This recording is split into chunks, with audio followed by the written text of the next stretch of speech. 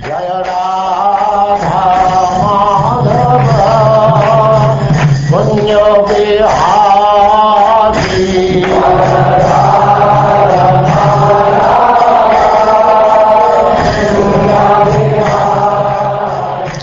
And now chapter 5.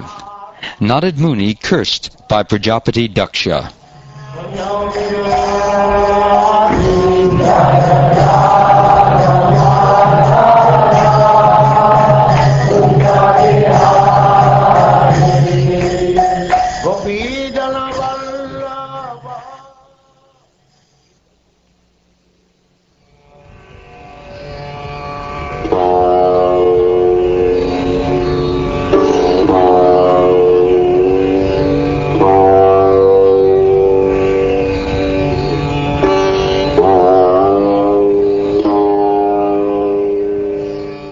Srila Shukdev Goswami continued.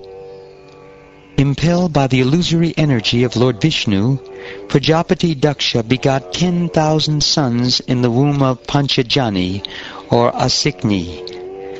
My dear king, these sons were called the Haryashvas. My dear king, all the sons of Prajapati Daksha were alike in being very gentle and obedient to the orders of their father. When their father ordered them to beget children, they all went in the western direction. In the west, where the river Sindhu meets the sea, there is a great place of pilgrimage known as Narayan Saras. Many sages and others advanced in spiritual consciousness live there. In that holy place, the Haryashvas began regularly touching the lake's waters and bathing in them.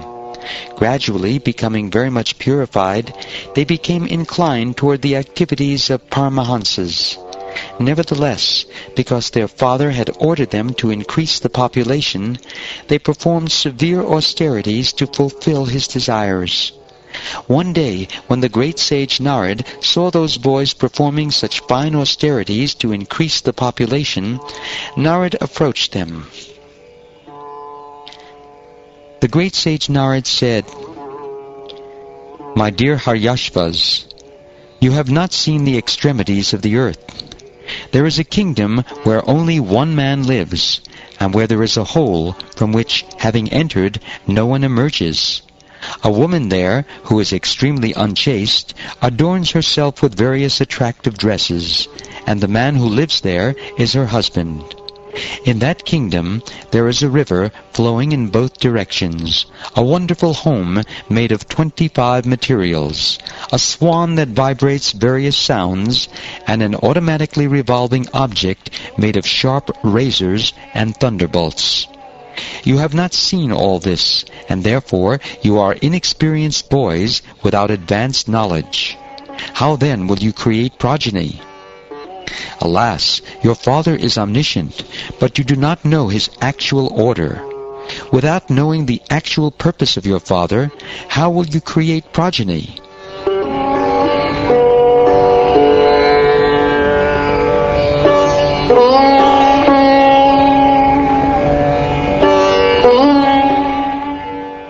Sri Shukdev Goswami said, Hearing these enigmatic words of Narada Muni, the Haryashvas considered them with their natural intelligence without help from others. The Haryashvas understood the meaning of Narada's words as follows. The word Bhu, the earth, refers to the field of activities. The material body, which is a result of the living being's actions, is his field of activities, and it gives him false designations. Since time immemorial, he has received various types of material bodies, which are the roots of bondage to the material world. If one foolishly engages in temporary fruitive activities and does not look toward the cessation of this bondage, what will be the benefit of his actions? Narada Muni had said that there is a kingdom where there is only one male. The Haryashvas realized the purport of this statement. The only enjoyer is the Supreme Personality of Godhead, who observes everything, everywhere. He is full of 6 opulences, and fully independent of everyone else. He is never subject to the three modes of material nature, for he is always transcendental to this material creation. If the members of human society do not understand him, the Supreme, through their advancement in knowledge and activities, but simply work very hard like cats and dogs all day and night for temporary happiness, what will be the benefit of their activities? Narada Muni had described that there is a bila or hole from which, having entered, one does not return. The Haryashvas understood the meaning of this allegory. Hardly once has a person who has entered the lower planetary system, called Patala, been seen to return. Similarly, if one enters the Vaikuntha Dham, Pratyag Dham, he does not return to this material world. If there is such a place from which, having gone, one does not return to the miserable material condition of life, what is the use of jumping like monkeys in the temporary world and not seeing or understanding that place? What will be the profit? Narada Muni had described a woman who was a professional prostitute. The Haryashvas understood the identity of this woman. Mixed with the mode of passion, the unsteady intelligence of every living entity is like a prostitute who changes dresses just to attract one's attention. If one fully engages in temporary fruitive activities, not understanding how this is taking place, what does he actually gain? Narada Muni had also spoken of a man who is the husband of the prostitute. The Haryashvas understood this as follows. If one becomes the husband of a prostitute, he loses all independence. Similarly, if a living entity has polluted intelligence, he prolongs his materialistic life. Frustrated by material nature, he must follow the movements of the intelligence, which brings various conditions of happiness and distress. If one performs fruitive activities under such conditions, what will be the benefit? Narada Muni had said that there is a river flowing in both directions. The Haryashvas understood the purport of this statement. Material nature functions in two ways, by creation and dissolution. Thus the river of material nature flows both ways. A living entity who unknowingly falls in this river is submerged in its waves, and since the current is swifter near the banks of the river, he is unable to get out. What will be the benefit of performing fruitive activities in that river of Maya? Narada Muni had said that there is a house made of 25 elements. The Haryashvas understood this analogy. The Supreme Lord is the reservoir of the 25 elements, and as the Supreme Being, the conductor of cause and effect, he causes their manifestation. If one engages in temporary fruitive activities, not knowing that Supreme Person, what benefit will he derive? Narada Muni had spoken of a swan. That swan is explained in this verse. The Vedic literatures, or Shastras, vividly describe how to understand the Supreme Lord, the source of all material and spiritual energy. Indeed, they elaborately explain these two energies. The swan, or Hamsa, is one who discriminates between matter and spirit, who accepts the essence of everything, and who explains the means of bondage and the means of liberation. The words of scriptures consist of variegated vibrations. If a foolish rascal leaves aside the study of these Shastras to engage in temporary activities, what will be the result? Narada Muni had spoken of a physical object made of sharp blades and thunderbolts. The Haryashvas understood this allegory as follows. Eternal time moves very sharply, as if made of razors and thunderbolts. Uninterrupted and fully independent, it drives the activities of the entire world. If one does not try to study the eternal element of time, what benefit can he derive from performing temporary material activities? Narada Muni had asked how one could ignorantly defy one's own father. The Haryashvas understood the meaning of this question. One must accept the original instructions of the Shastra. According to Vedic civilization, one is offered a sacred thread as a sign of second birth. One takes his second birth by dint of having received instructions in the Shastra from a bona fide spiritual master. Therefore, Shastra, scripture, is the real father. All the Shastras instruct that one should end his material way of life. If one does not know the purpose of the Father's orders, the Shastras, he is ignorant. The words of a material father who endeavors to engage his son in material activities are not the real instructions of the Father.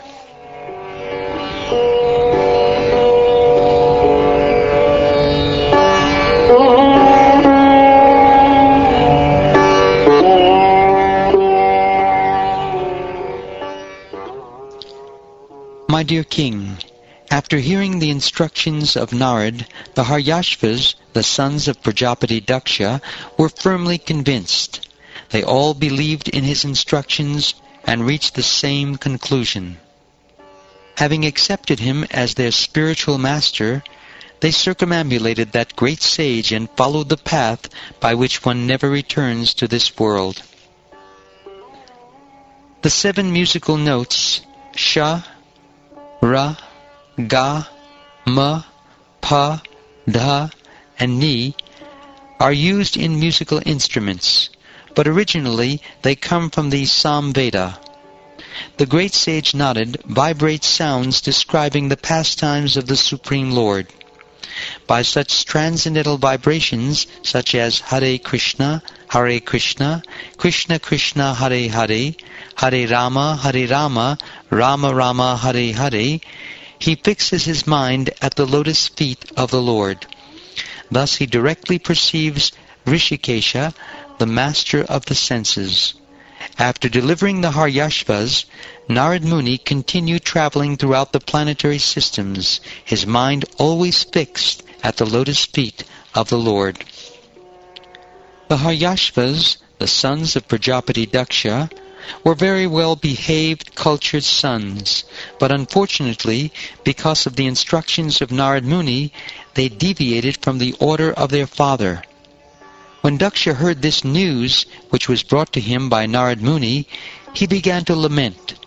Although he was the father of such good sons, he had lost them all. Certainly, this was lamentable.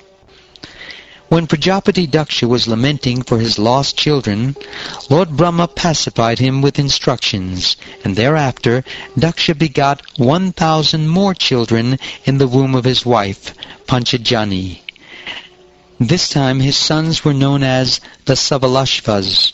In accordance with their father's order to beget children, the second group of sons also went to Narayan Saras, the same place where their brothers had previously attained perfection by following the instructions of Narad.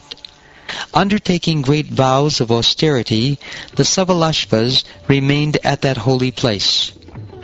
At Narayan Saras, the second group of sons performed penances in the same way as the first. They bathed in the holy water, and by its touch, all the dirty material desires in their hearts were cleansed away.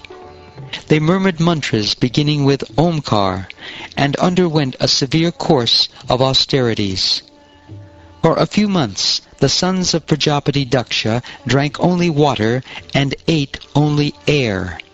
Thus, undergoing great austerities, they recited this mantra: "Let us offer our respectful obeisances unto Narayan, the Supreme Personality of Godhead, who is always situated in his transcendental abode. Since he is the Supreme Person, or Paramahamsa, let us offer our respectful obeisances unto him." O King Pariksit, Narada Muni approached these sons of Prajapati Daksha, who were engaged in tapasya to beget children, and spoke enigmatic words to them, just as he had spoken to their elder brothers. He said, "O sons of Daksha, please hear my words of instruction attentively.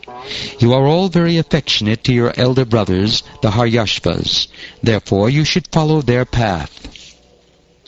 A brother aware of the principles of religion follows in the footsteps of his elder brothers. Because of being highly elevated, such a pious brother gets the opportunity to associate and enjoy with demigods like the Maruts, who are all affectionate to their brothers.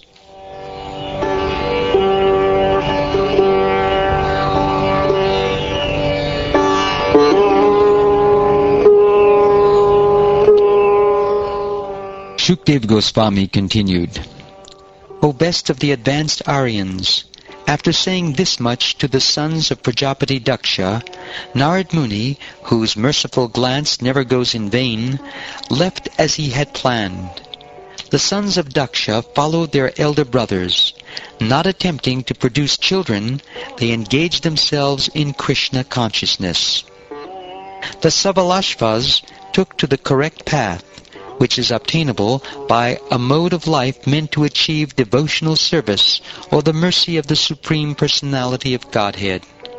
Like knights that have gone to the west, they have not returned even until now. At this time, Prajapati Daksha observed many inauspicious signs, and he heard from various sources that his second group of sons, the Savalashvas, had followed the path of their elder brothers in accordance with the instructions of Narad. When he heard that the Savalashvas had also left this world to engage in devotional service, Daksha was angry at Narad, and he almost fainted due to lamentation. When Daksha met Narad, Daksha's lips began trembling in anger, and he spoke as follows. Alas, Narada Muni, you wear the dress of a saintly person, but you are not actually a saint. Indeed, although I am now in Grahastha life, I am a saintly person. By showing my sons the path of renunciation, you have done me an abominable injustice. My sons were not at all freed from their 3 debts. Indeed, they did not properly consider their obligations. O Narada Muni, O personality of sinful action, you have obstructed their progress toward good fortune in this world and the next, because they are still indebted to the saintly persons, the demigods, and their father.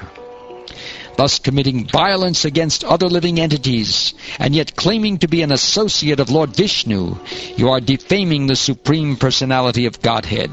You needlessly created a mentality of renunciation in innocent boys, and therefore you are shameless and devoid of compassion. How could you travel with the personal associates of the Supreme Lord? All the devotees of the Lord but you are very kind to the conditioned souls, and are eager to benefit others. Although you wear the dress of a devotee, you create enmity with people who are not your enemies, or you break friendship and create enmity between friends. Are you not ashamed of posing as a devotee while performing these abominable actions? If you think that simply awakening the sense of renunciation will detach one from the material world, I must say that unless full knowledge is awakened, simply changing dresses, as you have done, cannot possibly bring detachment. Material enjoyment is indeed the cause of all unhappiness, but one cannot give it up unless one has personally experienced how much suffering it is. Therefore, one should be allowed to remain in so-called material enjoyment while simultaneously advancing in knowledge to experience the misery of this false material happiness. Then, without help from others, one will find material enjoyment detestable. Those whose minds are changed by others do not become as renounced as those who have personal experience. Although I live in household life with my wife and children, I honestly follow the Vedic injunctions by engaging in fruitive activities to enjoy life without sinful reactions. I have performed all kinds of yajnas, including the Deva Yajna, Rishi Yajna, Pitra Yajna, and Nir Yajna. Because these yajnas are called vratas or vows, I am known as a Grahavrata. Unfortunately, you have given me great displeasure by misguiding my sons for no reason to the path of renunciation. This can be tolerated once. You have made me lose my sons once, and now you have again done the same inauspicious thing. Therefore you are a rascal who does not know how to behave toward others. You may travel all over the universe, but I curse you to have no residence anywhere."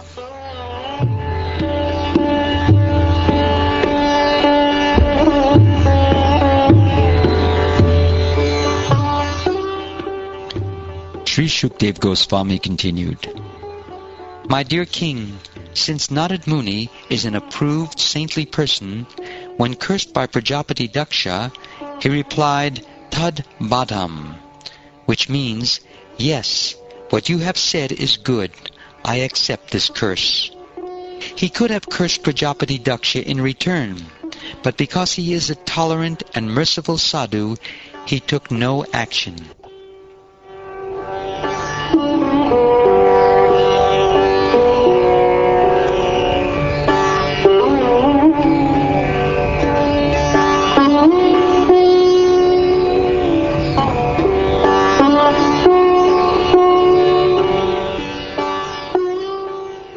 Thus ends the 5th chapter of the 6th canto of the Srimad Bhagavatam, entitled Narada Muni Cursed by Prajapati Daksha.